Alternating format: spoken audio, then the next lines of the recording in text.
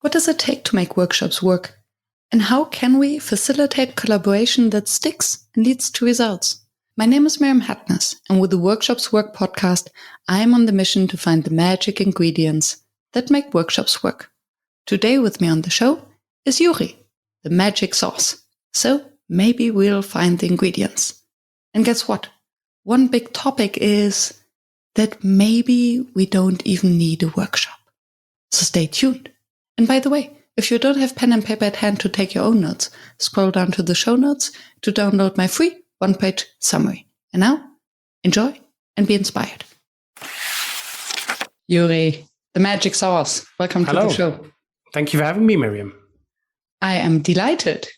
It's been years, I guess, that I've been following your content.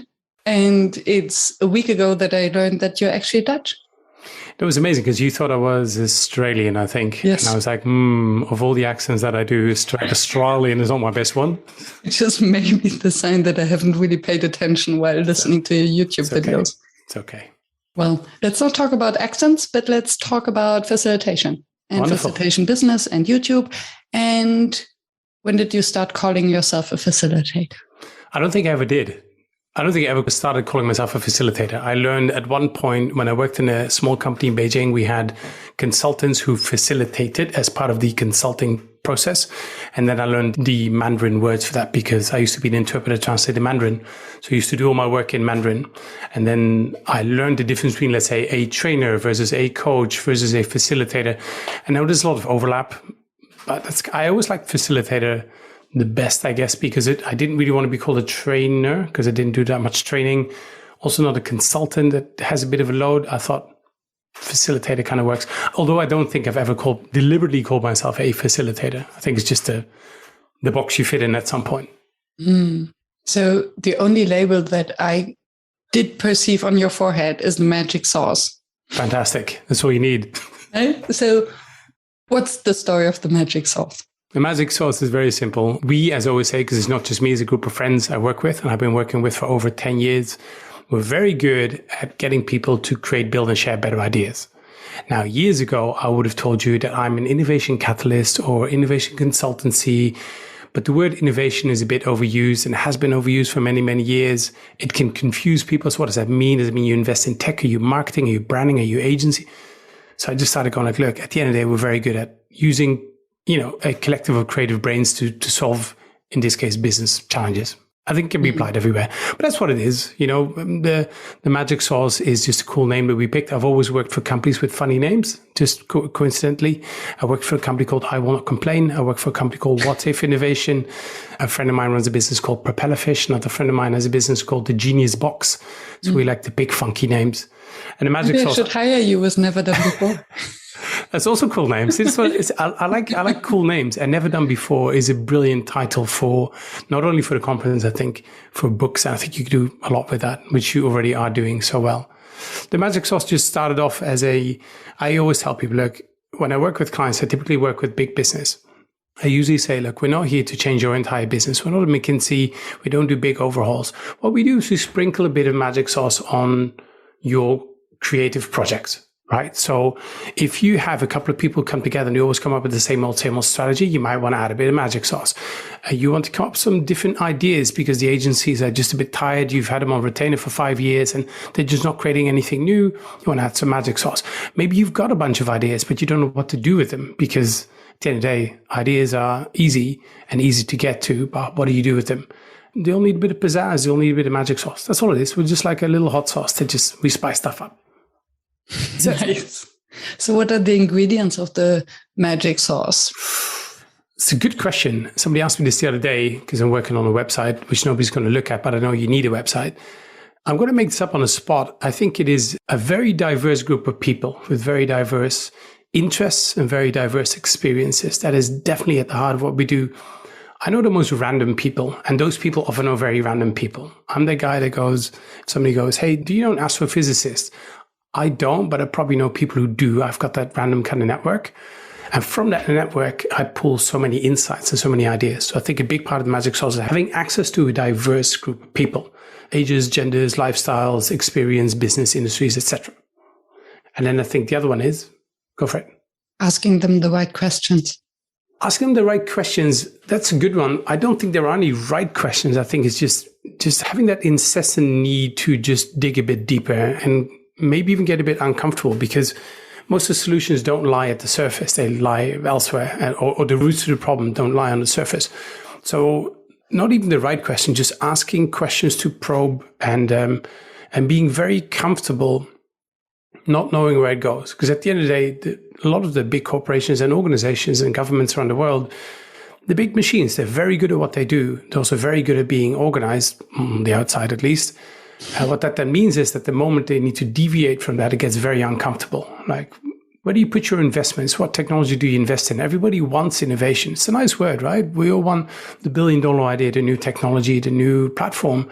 But the road to get there is always murky and is always a lot more rocky than people think. And I think one of the things where we're very comfortable is we're very comfortable in murky waters. When they get uncomfortable, we're very much like, okay, let's explore. We've been in these murky waters before. We don't have all the answers, but let's probe and let's find out. We just do it a bit quicker than most others. I would like to connect what you just said with something that you said earlier, that innovation is just a word that is too hyped, and so you stopped using it. Yeah. So what I hear is everyone wanted to have innovation consultants, wanted to be innovative. And then I hear now that there's some companies that need to be innovative because something, maybe their market is disrupting. Yeah. And I would assume that if someone calls you, you have to be very quick in distinguishing, do they want innovation because they want a funky label, or do they need innovation? And hence you can really provide the service. Is this correct? And how would you distinguish the two? I don't think it's a matter of correct or incorrect. I think it depends on the company. So again, context here is big business. Just think big business. I work at several ones, but my main target group is usually big business that have an innovation agenda and are willing to invest in that. They need something new. They need something different. It's either to solve an existing problem or it's to maybe rethink their business model because the current business model is being disrupted by changes or COVID or competitors. It's usually something like that. They need something new and something different. Very often when they start, they love the results. So they'll always say, the bigger the better, blue sky, anything is in. That's rarely the case. And again, this is my experience. Maybe there are businesses out there that do it. And we know a couple of names, which everybody always refers to, that handful of companies that do the big ballsy things that are a bit further out there. But the reality is most organizations don't have the appetite. They don't have the appetite for the risk. They're not willing to really invest in it. They know they need to, but because there's a constant a bit of investment, maybe not, maybe yes, maybe not, and overanalyzing, it's not that often that they really go big on any kind of really big innovation. So where does that leave you then? If you are an organization and you do have challenges or you do need to grow and reshape the way you work, well, a lot of these solutions realistically are probably not that big and they're a bit closer to home. And there's nothing wrong with that. Most big business are best off making smaller bets, more structured smaller bets, rather than these big bets that could cost them their brand or could cost them a lot of the revenue, etc. So if it's just, oh, we just want the biggest ideas, we just want the biggest innovations, for many it's just a pipe dream because they're not really set up for that. There's nothing wrong with that. I think often the bigger the organization is, the smaller steps work better. Again, this is my experience and just context here. Most of my experience has been in Asia. I have worked across the world, but most of it has been in Asia. But I work with international business. And it makes total sense to me because a big organization is a big ship.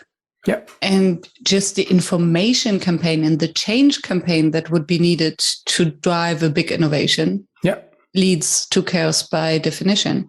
And there've been research on change processes that work or fail.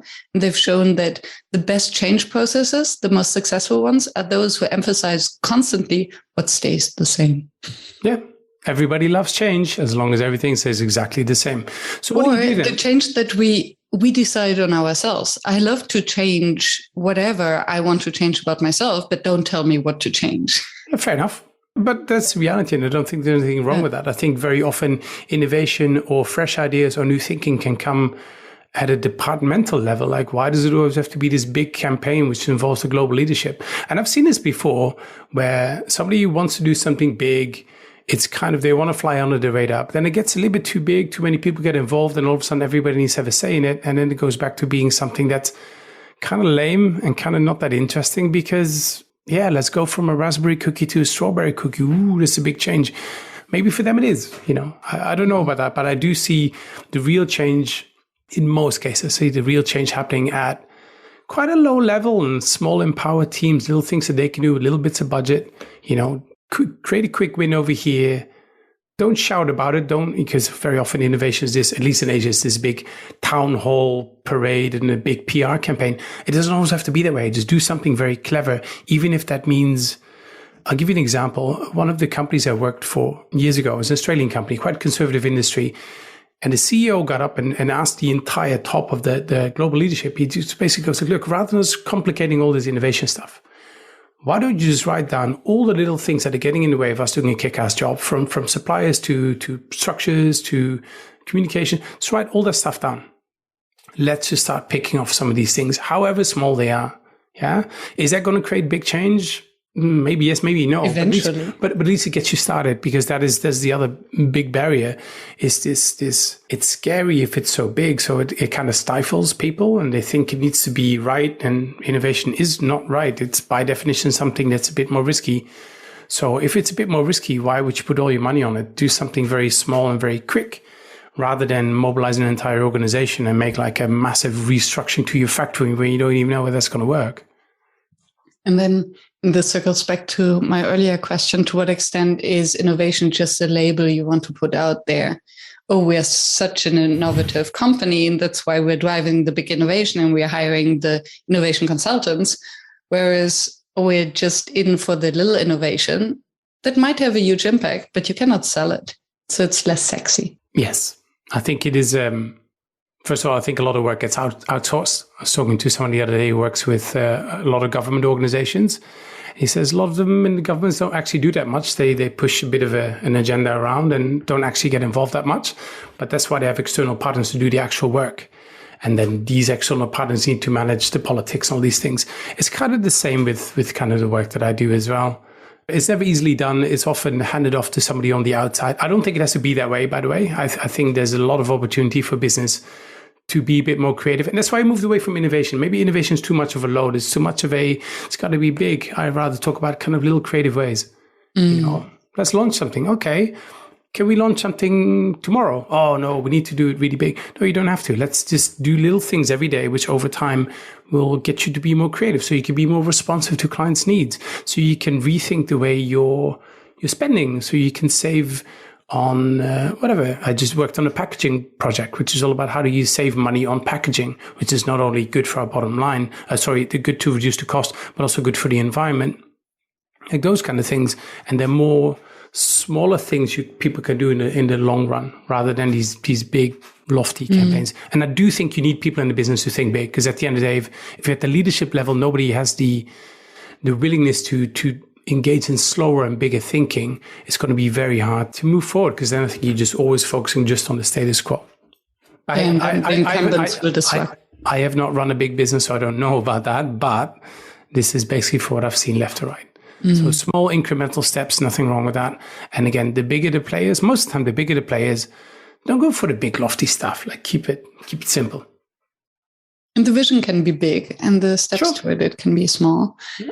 And what role does the tool of workshops play? Because when I think of big organizational change, I think of town halls, and then we have world cafes and we have workshops, and it's all kind of creative and messy. And when I hear small incremental steps, I hear small meetings and a consultant with a plan. So no workshops.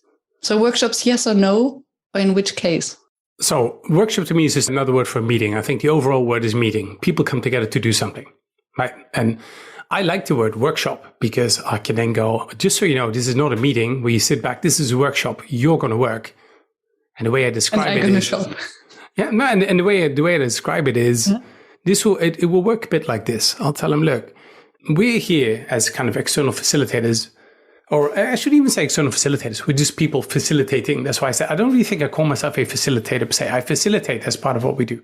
But I say as externals, like our role is to bring the music, set up the dance floor, make sure the snacks are good. It's up to you whether you have a good time or not. Like, I used to be a lot more, everybody needs to be involved. I'm like, no, I only want the right people there. So that's first of all. So I want them to work, and I communicate that as clearly as possible beforehand. This is not a sit back session where we do these things. So let's talk about an innovation project. No, let's talk about an ideas project. You have a new idea, you want to get through the business, whatever that is. You will need certain meetings. In my work, we typically have 4 kinds of get-togethers. If we get together around the people paying for it and people leading it to go, what do you want? Okay, you want ideas. Ideas for what? Why do you want them now? What have you done before? What's your budget? So let's say we give you an idea. What's going to happen then? That's all kind of the first part. Scoping, I call that. Just for us to learn, like, what's going on? What do you want? Then once we have that, we might have a couple of get-togethers or workshops around learning about the challenge of what we want. So we might bring in some inspiration. We might do a bit of reading. I might send somebody a video to do for themselves before we get together. It might be some interviews. It might be taking part in a survey, whatever it is. This is all about learning. Then once we kind of learn a bit, we come up with some potential ideas into solutions. I say ideas into solutions because ideas you can generate 1,000 in 10 minutes. Then from that, hopefully you don't walk away with 1,000 ideas, because you don't need 1,000 ideas. What you want to do is quickly cluster and filter and get rid until you, let's say, have 10, 15 potential solutions. That will be kind of a get together. So we kind of see what we have. We package them into something we can go and pitch. And then last kind of a workshop or get together could be around pitching the ideas and kind of planning the route to reality. So what's going to happen now? What kind of budget do we need? Who's going to sign this off? And then you might have workshops or like little sessions afterwards to help them maybe mentor, kind of push the project forward. But we rarely get brought in for execution. And I think they should do that more, in all fairness, but usually people think they are good at execution, which is not necessarily. But we like to leave them at a point where here's how you do it.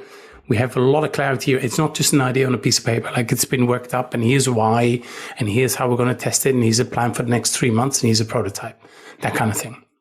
And thank you for walking us through that. I think that's very helpful. And us, yeah. The two of us and all the audience. And all the other people. Hello, people out there, by the way. Yeah. And I think the real work starts after the workshop, right? So usually after you've left. And you just mentioned that you're rarely involved in the execution. To what extent, and we talked about this a little bit before we pressed the record button, to what extent is it actually credible or viable to have a facilitator or consultant who does not know about the execution and the implementation and cannot warn the group about, oh yeah, that's a great idea, but most probably, maybe we need to play it smaller because you might not know what's happening after you left. So I'll answer that in 2 different ways. First, I'll give you a little story to highlight this. We worked on something, I say we, and I work with a group of friends. When we talk to clients, we should say we're associates because it sounds more clever than a group of friends. Because it sounds too loose. It sounds like you're just a bunch of backslapping buddy freelancers in the bar. So we say we're associates. It's the same thing. But I work with a group of people, and a couple of years ago, we worked on a project. And long story short, they wanted something big. They wanted something that was a bit out there. So we did. We came up with a solution, and we helped them build a store, a physical store, a new concept store. We were all this while we got started, from the time we got started, we were talking to what I like to call the horse's mouth, the person who will sign off and say yay or nay. It might be one, might be more. Even in a group of people, there's usually one whose opinion will weigh a little bit more, depending how they're structured. So it's good because we're not talking to somebody 3 steps down and the information gets lost left and right. Talk to the right person. This guy's, he's got the budget. It's his business. Great. So we're like 90% in. We now have an architect, as in a friend of ours, an architect who's now building these stores, who's buying materials to set up that store. One bigger boss comes in we didn't know about. There was somebody in another country who was like 1 step bigger, which we did not know about. And it became a political shit show, basically. It became a, how dare you do this behind my back? I was not involved. I wasn't privy to this conversation. So it's not my idea. So now I'm just going to block everything. And long story short, the person we were talking to left the organization within about 2 months or something there clearly was related to that project. And the project just got canned. That's it. Over.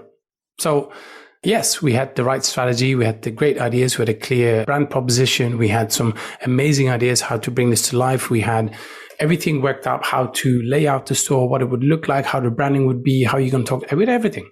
We had tech partners already, how to do cashless, cashless payment system, everything in there. Done. Didn't go anywhere. So you can have the best idea and even the best execution plan with prototypes that have been tested. Like, here's why we think this idea is going to work. Here's why we need to invest money in it. And it can still go wrong. Unfortunately, there's nothing I can do about that. The only way you can do something about that is if you hold that budget, and we don't. As an external person, there's always a limit to how much you can do. And a couple of years ago, that became very clear to me, and it almost dissuaded me from doing this work. I was like, okay, so I can't do this work because there is no way I can have that influence. And then I realized, you know what? That's not completely true. You can still give a wheel a spin in the right direction, right? You can still make sure that some of the bases are covered. For instance, very often, people think the problem is here. I'm pointing with my right hand. And then just through a conversation, you find out actually there's a whole different thing here on the left, which hasn't even been considered. Is that worth spending time on with somebody who's external, who may ask different questions? I think so. Now, when it comes to the credibility, and how much credibility do you have? I have another story for you because I like storytelling. Similar kind of project, the number twos of the business. So not the big boss, not the head honcho, the fromage grande, as I call that, but the second ones in line, C-suite, brought us in to help them with a specific challenge. And as we started working, we heard from them that their big boss, who's a Russian gentleman, didn't like external people. This is all nonsense. You're wasting your money, you're wasting time. And as part of working on this project, I said, well, before we get started, I would like to talk to a couple of people in your business. So part of what we often do with these projects is to at least talk to a few people so we kind of know. I'll ask something really simple, like, how do you get ideas through your business? You have an idea, what happens? Is there a suggestion box? Does it go to HR? Who owns innovation? Who's got the money? Is it HR? Is it marketing? Is it product? Is it tech? Is it CEO? I need to know those things. So we had a conversation. I had a conversation with this gentleman. I'll never forget this. I had a conversation with this gentleman. And Russians can be quite direct, but I'm Dutch and I'm also quite direct, so that helps. I was about to say that. Miriam knows that. So we got on a call. I was living in Singapore. We got on a call, and he basically off the bat said, look, I want to be very clear. If you guys think you can walk into my business and tell me how to run my business, you must be drunk, because I've been in this business for 27 years. I'm an expert. I'm a scientist. I'm this. What do you know about my business? And I said, I've got some good news for you. I said, first of all, you're absolutely right. I can't. Number two, I'm not a consultant. I'm not here to, then I stay away from the word consultant. I said, look, I don't know nothing about your industry. You're the expert. I'm not going to tell you how to run your business. You've clearly been doing a great job for the last so many years. That's why you're still around. I said, well, we're good at what might be interesting to you. And you tell me if we're not interested, let's just hang up. Let's both go our ways. I said, what I think we can add to the table is, one, we'll ask questions which you've stopped asking. Because I don't know your business. I'll look at it with my clever friends and we go, why do you do that? And they go, well, that's part of our standard operating procedures. But it doesn't make any sense because there's new technology, right? So we ask questions. We ask really what we like to call very naive questions, very dumb questions. Like, kids, why do you do this? And why is that over there? And who's this? And why is that, right? That can be very insightful, right? Because very often the clients we work with have, and myself included, we all have a very deep understanding of our field if we've done it long enough, but usually also a bit narrow, right? And that's then the second point. So the first one is asking questions. Two, the other one is that I've worked with different industries. I don't know your business. I don't know the technicality of your business. That's right. I have worked with X amount of companies. The problem that you have, we've seen that 3-4 times. So let me tell you what we did 2 years ago in Brazil with company that, right? And I think he kind of then went like, okay, yeah, fair enough. Good point. I'm not going to walk in anybody and go like, let me tell you how to run your business, how you get ideas through. I can tell you what other people have done well and what they've not done well based on experience, based on what I've read and seen and heard. There's only so much you can do. That was a bit long answer, but that's kind of how I see it. So I still try to make a positive an impact as possible, which I think you can, but there's a limit. At some point, it's theirs. Like it's their baby, not mine. So thank you for taking the time and for telling stories. We love stories. And what I hear is that, these stories teach us the most, right? So next time it might be just the awareness or to clarify, okay, are you really the person who would take the final decision? Yeah. Or to do a kind of pre-mortem. How can we fail this project, although it seems so bulletproof? So I think once you've run into such a situation that you couldn't even imagine before, who thinks that there might be the boss of the boss appearing from nowhere that nobody ever mentioned? But it that happens, could kill right? the project, right? Next time you ask. Yeah, exactly. Is there anybody here? But in this case, the reason I tell that story, because we did ask, and this guy was like, I make the final, because that's one thing we do. Like, who's got the final say? Who else do we need to consider? Is there anybody in your business that will be for or against that might get in? It might be budget. It might just be time and resources, right? Who's going to be for this? Who's going to be against this? Who do we need to consider? There's nothing there. He made it seem like he was the guy. He got fired. He made I don't know whether he got fired. That would be presumptuous, but I know that he left. So he either left on his own terms. I don't know about that, but I do know that stuff like that happens, and you don't always see that coming. Yeah. I've worked on big banking, like great ideas, great strategy. It was awesome. Worked with their entire teams. And one big lesson I learned then, like afterwards, we found out they didn't want to put any of their budget behind actually taking these ideas forward. So now one of the first questions we go is, okay, you want some ideas for whatever, your restaurant or your oil and gas business, whatever it is. You go, okay, so once we have a couple of ideas, do you have any budget? Because we need to test these things over a couple of weeks and we need to test these with consumers. You don't just launch something in the market and kind of go, ta-da, let's hope it works. Not if you're a multi-billion-dollar industry. So that's what I ask now. And I make it sound as if I told somebody this the other day. I said, I make it sound as if I have all the answers. I've made a lot of mistakes and I'm a slow learner. Like once I learn stuff, it usually locks in pretty quickly. But I've learned so many things, just the embarrassing, hard, painful way. Right? You're just not credible until you've made a couple of miles and you got some battle scars and stories. I heard this wonderful quote the other day that if you look at people who are more successful than you are, they just failed more often. Yeah, exactly. Just keep going. I don't care that much. That's the other one. Like I don't, make mistakes. Make them well then. Don't half-ass it. Go for the big mistakes then, Say something sometimes where you go, either I'm going to sound like a genius in this room or everybody's going to think I'm an idiot and they'll never work with me. I know what I've done most of the time. It hasn't always worked that way. It didn't always work that way, but sometimes it's blown up in my face. But can you recall your biggest mistake? It's all learning, isn't it, Miriam? Is that what you're supposed to say? I've made a lot of mistakes. I do know one time I was a little bit too direct. And I was in Germany, interestingly. I don't know whether I told you this last time. I was working with a traditional German company. And they were lovely people. And we were there to work on a very specific brief. And kind of after having worked with them for over a couple of weeks, because these projects can take time, and getting back to workshops. It's not a 6-week workshop. Yeah, it's like a dip in a bit on Monday. We go off, do a bit, and then we come back, etc. And at the end, the CEO of the company, the founder of the company, and founder and CEO of the company asked us, I was together with a engineer from Berlin, a lovely young guy, and we were there together. And he asked both of us, he said, look, you've worked with us for a couple of weeks now. You've kind of seen where we work. You've seen kind of, how we operate. What do you think are our biggest challenges to innovation? And my first response was, I can't really tell you because that's not what we looked at. We were looking at very specific things. So I haven't really looked at that. And, it's just my opinion. I don't know. And he said in German, he said, no, just say it. Just say what you just give us a vibe check. And I'm like, okay. I said, why don't you look around the room? I said, all of you are white. You're all male. You're all past 55. Outside, and I'm standing in a room, I know where we were in Berlin, said outside, all I see is Audis, BMWs, and Mercedes. So we all drive the same cars. During the breaks, I heard you talk about where you go on vacation, which is mostly the same places. Your kids have gone to the same school. You kind of dress the same. You have all these hair, this and Dr. Das and this and this. Why would anybody who is young and fresh and kind of cool upcoming work for you guys? And I know that was super direct and I probably is very out of line, but anybody who knows me a little bit, I'm that guy that says that. And I wasn't being mean. I was super genuine. I said, a lot of people, a lot of organizations where there's a lot of kind of a strong hierarchy and things. Yeah, you breed a culture and nobody really dares to challenge, the old boys. And maybe not just boys, it doesn't have to be men, by the way, but often like senior leadership and it doesn't get challenged. And that's the organization. You smell like that. You smell like conservative. You smell like was gut ist, soll man nicht ändern. What is good should not be changed or challenged. That's what you sound like. I might be wrong, but you asked me for my opinion. And that's going to be very hard for you to draw on young talent.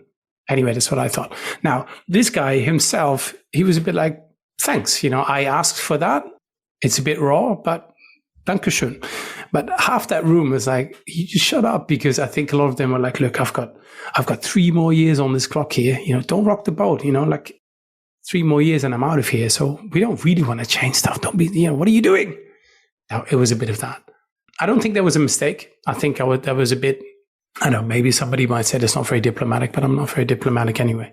So I assume you did not win the gig? Oh, we are already at the end of the project, interestingly. Okay. And I'll tell you something better. And we didn't do it because I don't have enough experience there. The founder and CEO himself asked whether we were interested in doing culture work with them, whether we wanted to work on their culture. I said no, because that's not my expertise. But then we hooked him up with other people who are more skilled in that, because I'm not one to talk about culture and stuff like that. I don't know enough about that. So we said no, but it was interesting. I think he liked us. I think he liked what we did. And I must say, I love the story, although it would not pass my biggest mistake test, but that's good enough. I've heaps. When I think of one, I'll let you know. I'll send you an email. Got heaps. Instead, I always ask the question, and I have a guess of what your answer will be. And I still ask it, what makes a workshop fail? Well, there's many reasons why workshops can fail, and you have a smart and experienced audience. And I'm sure your smart and experienced audience knows a million different reasons why they fail. I want to change the answer a little bit by saying, I've seen great workshops. I've seen with great facilitation, good tools, well planned, etc., etc. But the workshop wasn't the right thing to do. In the bigger scheme, what was going on, we did not need a workshop. I think that's where they often fail. It's often not the people in themselves, because I know lots of facilitators, they're very good at what they do. They know their skills, they know their expertise, they have examples, they can bring things out. The reason they fail, I don't think often is the participants or the facilitator. It's just that somebody made a decision to do a workshop at the wrong time when there was no need for one. And then it turns into a complete waste of time. Again, I can give you other examples of how somebody wasn't an active listener and didn't have the right. I get all that. But I think in many cases, we should stop doing that many workshops, because I think we have too many workshops. People are too busy, and that's why they fail. If that kind of makes any sense. Thank you. You just won my heart. Literally put on the YouTube video if you to understand. Hearts. Yes, lots of hearts. And thank you for saying that, because I think something that I've considered my biggest failure since a long time was exactly for that reason, and I couldn't put my finger on it. But actually, it resulted into an entire failed project. I mean, at the end of the day, it was great, because something that was planned like a project or several workshops ended up to be just one workshop and some preparation calls. So I basically earned 20K for a 2 hours workshop, which is amazing. Yep. But it was too early. People were not aligned. So nothing happened afterwards. Yep. And the project was just closed. Yeah. Even if the workshop was great. Yeah. It has nothing to do with the workshop. I agree. And so what is your process to avoid that? Stop leading with workshops. If you facilitate, and again, I have learned this. This is not like, oh, look at me being clever. I've learned this the hard way. Stop leading with workshops. The answer is not the workshop. The workshop is a way to get somewhere. Find out what that somewhere is. And then maybe it's a workshop, maybe it's not. I send videos half the time when people say, can you come and give us a couple of tools? I'm like, why don't I just send you a 5-minute YouTube video? You can do this on WhatsApp by yourself. We don't have to get another workshop together, because right now in a digital world, I mean, it's cool, man. I mean, I do stuff on Zoom, on Teams, etc. But like a couple of months ago, I got somebody in South Africa, somebody in the Philippines. That's a couple of hours time difference. For one is really early in the day, the other one's late in the day, or in Australia, I think was the latest time zone. It takes a lot out of people. And if it's the wrong time or it's the wrong thing to do, you're not only wasting resources and energy. I think what you can do is you create cynicism, because you get into enough workshops, which are kind of a waste of time, and people will go, why am I even here? And then just get a bad name. I've got a friend of mine who says the moment he gets an invite for a workshop, he automatically declines. Not even knowing what it's for. He just goes, I just decline because workshops are stupid. That's what you get. But the reality is there's a time and a place to meet with the right people at the right time with the right agenda. Then, only then do you start thinking about facilitate. How do we facilitate this? Too many people start with, what can we facilitate? It's the whole, what is it again? The hammer and the nail. If all you have is a hammer, all you see is nails kind of thing. It's a bit like that. Too many people lead with, we need to do a workshop. I'll give you one example. The big difference is when somebody comes to you, let's say that you run a facilitation business or you're a freelancer, I don't care what you are, but facilitation is part of what you do. And somebody comes to you and asks you, these are two very different briefs. one person comes to you and says, hi, we're looking for someone to facilitate a meeting. So we have a workshop. It's a 3-hour workshop with 25 people with the goal to save money with the goal to increase sales of our products, right? That's the goal. So we want a 3-hour workshop on that day in this place with so many people, with the goal is to come up with ways to increase our sales. Okay. Just think about that for a second. How much would that be worth? How much can you charge for a 3-hour workshop to increase sales? Okay, cool. You have a number in mind. Now flip that around. Another example is where somebody says, look, we need to increase our sales. And you go back and say, what would it be worth to use if we can increase your sales by 5%? Now, if you're the local fish and chip shops here, 5%, maybe not that much. If you are a massive company, 5% on a $100 million bottom line, that's a lot. Yeah. How does that change? That changes everything, because maybe the solution is a workshop. Maybe it's not. Maybe it's just you throwing in a clever idea, which you can tell their engineers to do this and this and this. It completely changed it. First of all, you can charge more for the second because it's got more value. But the moment you start the conversation with, we need a workshop, you're already starting with the how. Forget about the how. Learn about the what and the why first. Once you know those things, then you can go, is it even the right time? Do we even need a workshop? And then, okay, fine. Let's say you do need a workshop. Who's going to come? Does it have to be a day? Don't get your clients to tell you that. I don't let my clients tell me that stuff at all. I'll tell you how long you need. Together, I'm being a bit mean now, but I mean, it's very dangerous to start with the how already and then kind of work back. No, forget about the how. I love it. Hello, listener. Are you tired of listening to my podcast voice praising our sponsor Session Lab in each episode? I think it's time to pass the mic over to you. So if you are as much of a Session Lab fan and user as I am, please share your experience and praise, and don't be shy of add a sentence of self-promo. Send me your soundbite and you might hear yourself on the next show and find your name and URL in the show notes. I'm looking forward to hearing from you.